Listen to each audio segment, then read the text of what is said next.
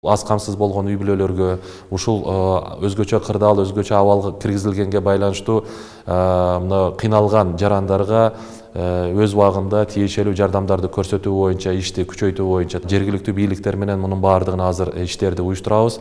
Айта кетейин дегеним, ушул 12-27 түндүк KJ системасы боюнча баардык жардамдар ошол жака киргизилип, анан эртеңки күндө ошол коомчулуктун алдында дагы тиешелүү отчетторду бергенге дагы бизде мүмкүнчүлүк түзүлдү.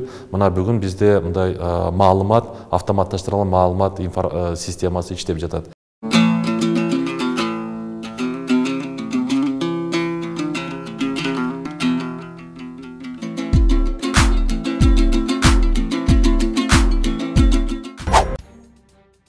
Мамлекет башчы Сооронбай Жээнбеков бүгүн 21 апрелде эмгек жана социалдык өнүктүрүү министри Улукбек Кочкоровду кабыл алган учурда мамлекеттен социалдык төлөмдөрдү алуунун жолдорун жеңилдетүүнү тапшырды.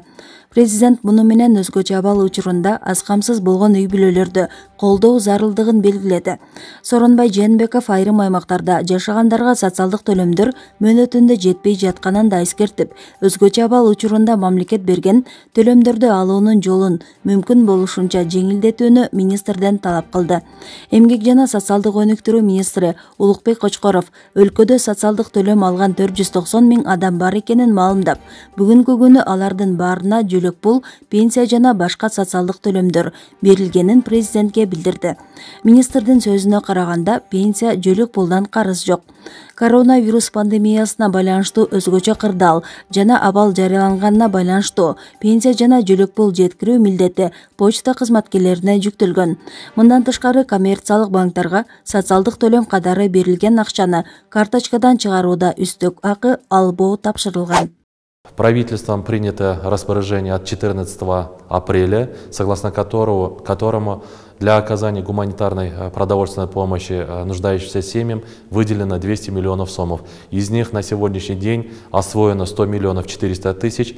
На остальную сумму сейчас нашим министерством готовится заявка для оказания гуманитарной помощи. Премьер-министр Мухаммедкалый Абылгазиев Чүй облусуна жасаган иш сапарынын алкагында Бишкек-Карабалта автожолунун курулушу менен таанышты. Графиктен артта калып жатканыңыздарды көрүп турам. Бул көптөгөн долбоорлордун биздин өлкөдө гана эмес, дүйнө жүзүндө пандемиядан улам токтоп турушуна байланыштуу. Мурда башталган долбоорлорду улантып, акырындык менен мурдагы жашоо нугуна кайтуу керек. Карантин бүткөндө жол кыймылы олуттуу түрдө кеңейет. Ошондуктан кыймыл аз кезде бардык татаал иштерди аткаруу керек.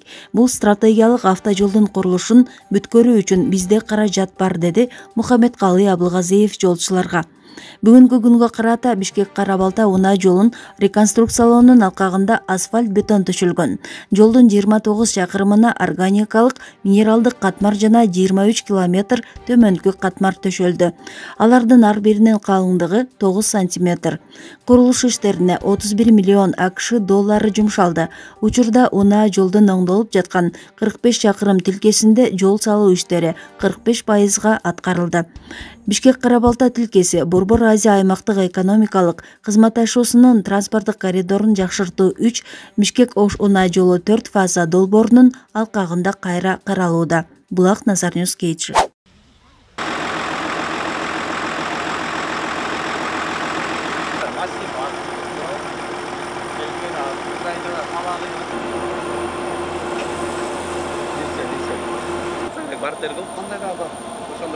Так биздин өзүбүздүн сахар бар да.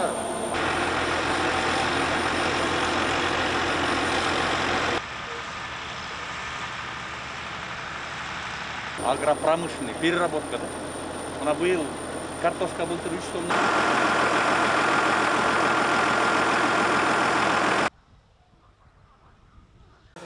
Республикада жазгы талаа жумуштары өз ыргагында бүгүн өтүп жатат.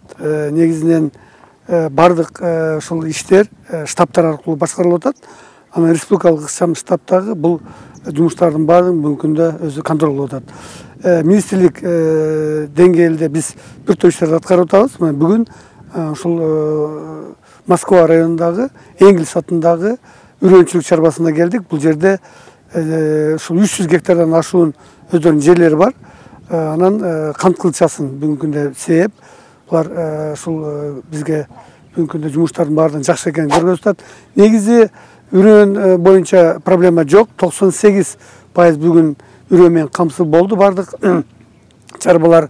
Анан ушул проблема негизи бүгүнкү күндө биз кече 8-9 апрель күндөрү жааган кардан кийин үшүк алган жерлер боюнча болуп атат.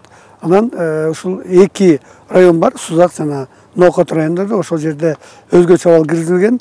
Ал жерде ошо банктардын бүгүнкү күндө айыл чарбасынын каржылоо 8 ошол проектиси менен берилип аткан льготный ошо кредиттерге бир аз тоскоолдук болгонун биз белгилеп кетебиз. Себеби дегенде банктар бүгүнкү бергенге даяр, бирок ушунун күрөө маселеси ошол кыйын болуп атат. Себеби биздин ошол дыйкандар убагында ошол жете албай атат. Анан бизде ГРЭС бул жерде маселени коюп атат да. А так баардыгы жакшы, Кудай буйрса. Үрөөн маселеси, күйүүчү майлоочу материалдар, жер семирткичтер бүгүн дагы жакшы жолго коюлду. Анан эң негизгиси Кудайберген базарына атайын комендант 20 апрель 44 приказы менен ушул айыл чарба техникаларын тетиктер саткан кечээ ряд ачылды. Кудай буйрса бул маселе дагы өз убагында чечилди деп айтмакчымын.